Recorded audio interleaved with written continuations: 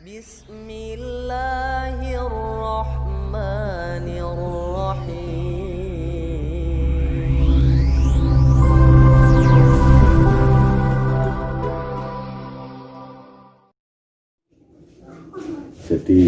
amanahnya ladang, tandanya kotor, perintahnya bersihkan. Amanah itu dari Allah, tanda yang berikan juga Allah. Karena itulah perintah bersihkan itu perintah Allah. Jadi, ini salah satu cara untuk menjalankan ATP.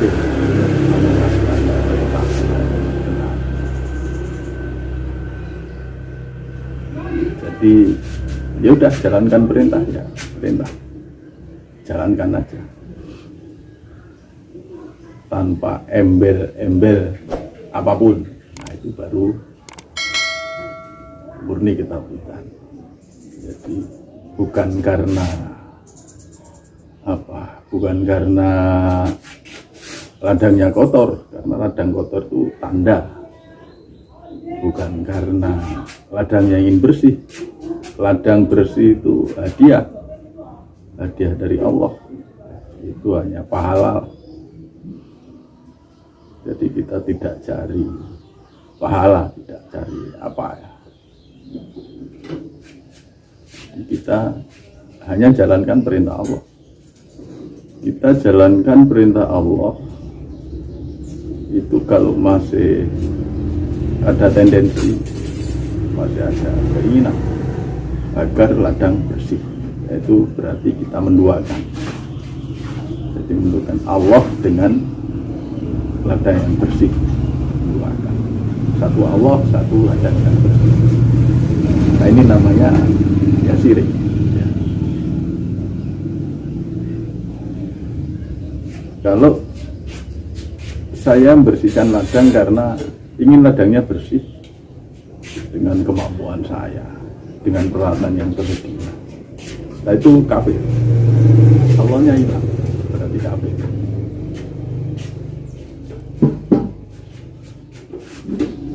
Gitu Kang Darman ya? Ya Mbak, mendua kan? Mendua itu syirik. Menghilangkan.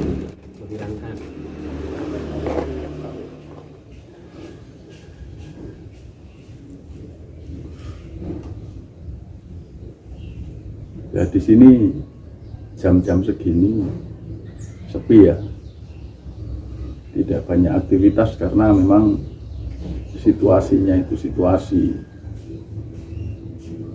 zona merah sini ya. Jadi kegiatan terbatas sekali, hanya di rumah saja.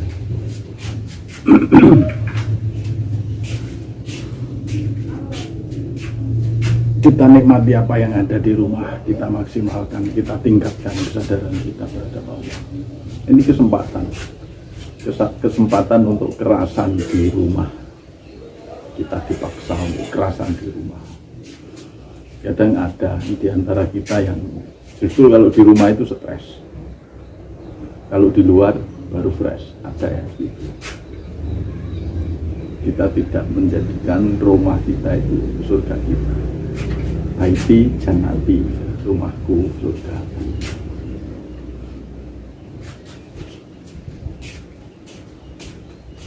Itu berarti ada kesalahan.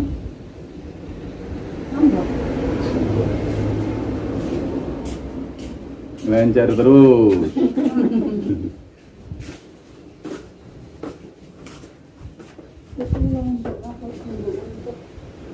Ini kita ngobrol-ngobrol tanpa topik. Daripada diam saja, nanti kok diam, patrap diam.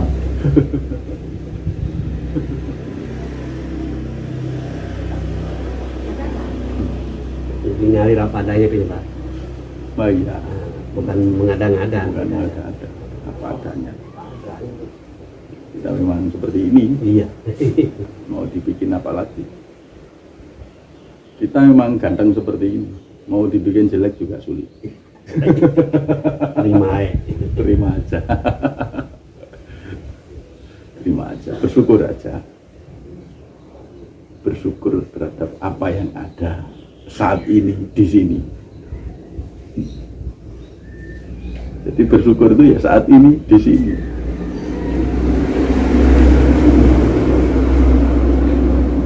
Karena yang kita terima keadaan yang ada di sekitar kita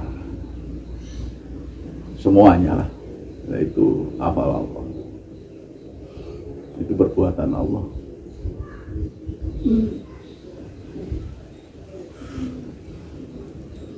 Kalau kita sudah bisa menerima, berarti kita sudah tidak mengeluh lagi. Kalau kita masih mengeluh, artinya kita belum bisa menerima. Kita pokoknya itu mengeluh, berarti belum bisa menerima.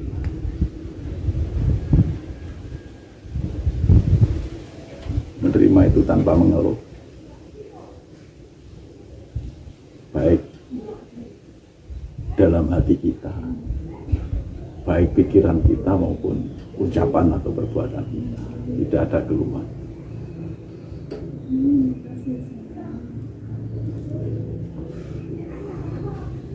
Menerima itu mesti ikhlas, namanya menerima tanpa keluhan.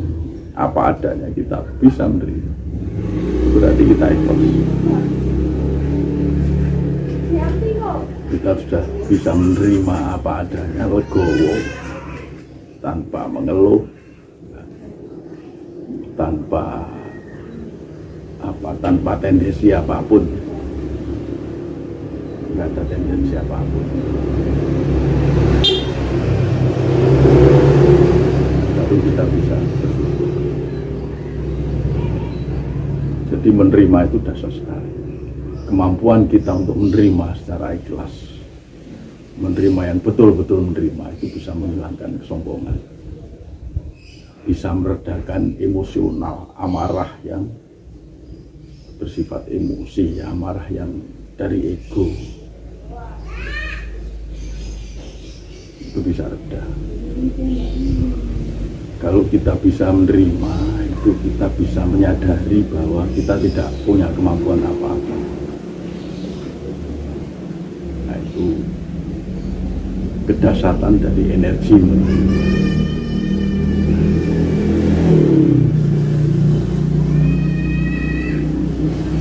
Situasi apapun kita terima, kondisi apapun pada diri kita terima.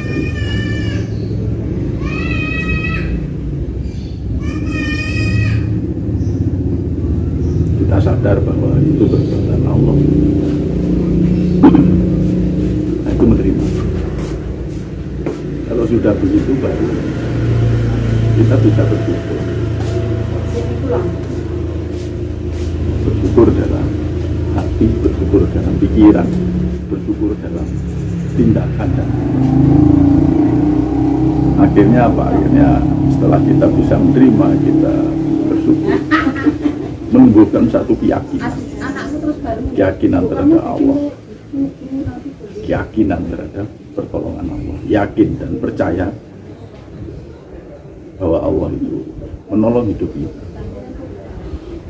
Apakah menolong mesti dalam arti kita diberikan materi? Tidak tentu, tidak mesti.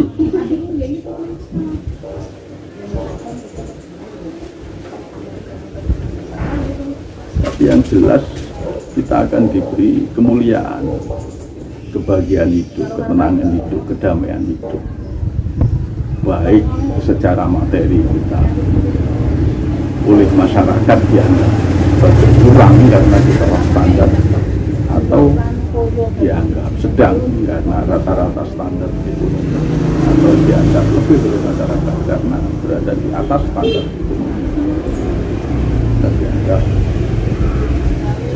kaya lah, kaya harta.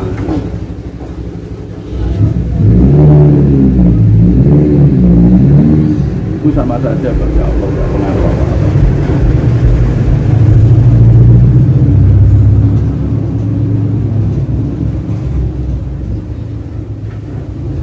Bisa jadi Allah itu menolong kita di dunia,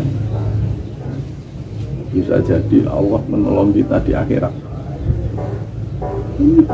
Allah menolong kita di dunia, di alam barzakh, di akhirat. Sebenarnya Allah menolong kita itu di dunia itu kita sudah ditolong. Dalam bentuk apa? Allah menolong kita untuk hidup, diberi nafas, diberi tenaga, diberi kelengkapan fisik, diberi kesadaran. Itu sudah pertolongan Allah. Nah, ini yang kadang kita kurang sadar. Dan kita merasa kurang, sudah diberi nafas, diberi kesehatan, diberi jasad yang utuh misalnya. Kalau kita masih merasa menderita, masih kurang saja.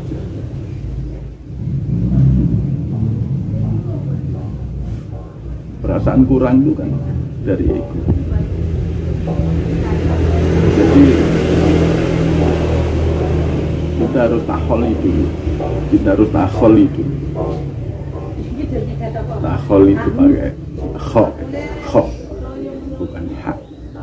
Takholi, tasjid takholi. Jadi kita harus mengosongkan, kosong dari ego, kosong dari hawa nafsu yang kita. Mengosongkan itu bukan berarti egonya hilang. Ego itu nggak bisa hilang. Mengosongkan berarti menyerahkan ego kita ke Allah, melebur ego kita ke Allah, Allah yang melebur. Atau bisa dalam arti peran ego itu kita grounding, tekan, senekan-nekannya. Nah itu sama saja, hanya lain bahasa. Termasuk sifat-sifat negatif, nafsu-nafsu negatif. Kita kosongkan semua.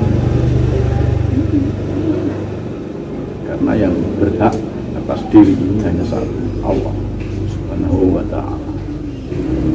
Yang lain tidak ada. Ya, takholi. Kemudian tahali, pakai hak. Tahali, hak tasjid, lamnya tasjid. Tahali. Nah, itu menghadirkan Allah, mengaktifasi daya Allah ke dalam diri kita. Ya, karena hanya Allah yang masuk, yang ada, yang teraktivasi dalam diri kita, maka kekuatan yang punya, kekuatan Allah itu tahal. Nah ini tahal, kita harus tahal.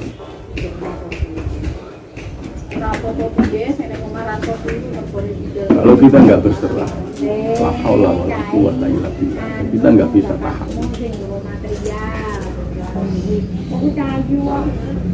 Berserah, harus sadar bahwa kita nggak punya kemampuan apa-apa, nggak punya kepemilikan apa-apa. Nah nanti kalau sudah tahali itu bisa menjelma dalam diri kita, maka perbuatan kita akan betul-betul tajalli.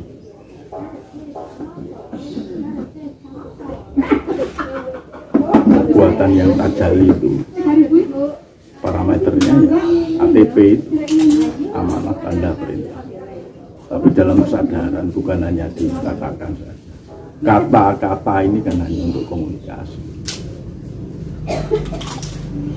Tapi yang penting adalah kesadaran dalam bertanya.